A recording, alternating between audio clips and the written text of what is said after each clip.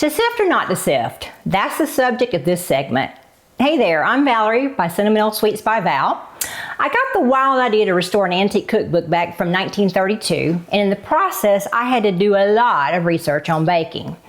So if you've been baking for any length of time, you probably come across a dessert recipe that calls for you to sift your dry ingredients.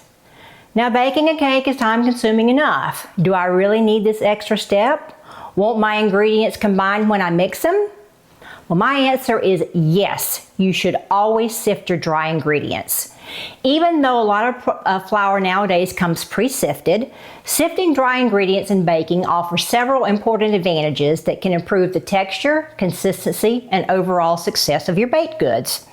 First off, sifting removes lumps. Flour, cocoa powder, powdered sugar, these can all clump together. They're notorious. Sifting breaks up these lumps for a smoother mixture, which is especially important in delicate recipes like cakes or soufflés. Sifting will also catch any foreign objects that might have wound up in your ingredients, and that's all I'm going to say about that. Secondly, sifting aerates the ingredients. Sifting introduces air into the flour, making it lighter. This can give you a lighter, fluffier baked goods with a finer crumb. The third reason is even mixing. Why it matters. When you sift ingredients together like flour, baking powder, salt, cocoa, it helps to distribute these more evenly. Now you're going to get a more consistent texture and flavor in the final product, and you're not going to have any surprises like a pocket of salt or baking soda. Now, another reason sifting helps prevent dense or tough texture. Why this matters.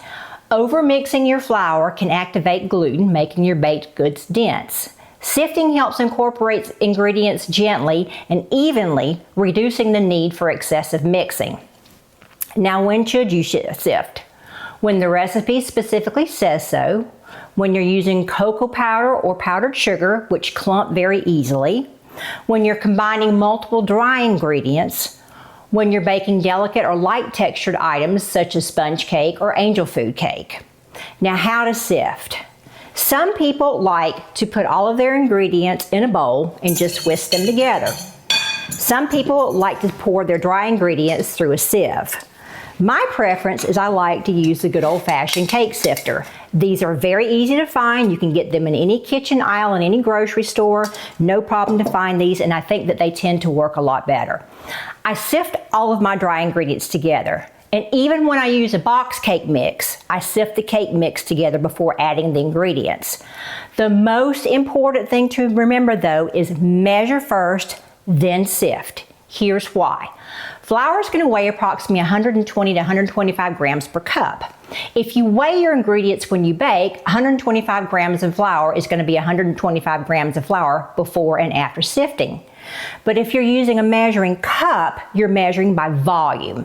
1 cup of sifted flour is going to take up more room or more volume than 1 cup of unsifted flour because sifting just added a bunch of air into your flour. So while it may be 1 cup of sifted flour by volume, it's not going to weigh the same. Now, I hope this segment shows you the benefits of sifting your dry ingredients. Follow me for more baking tips, and if you like vintage baking, check out my website at sentimentalsweetsbyval.com, where you can also find that cookbook that I got the wild idea to restore.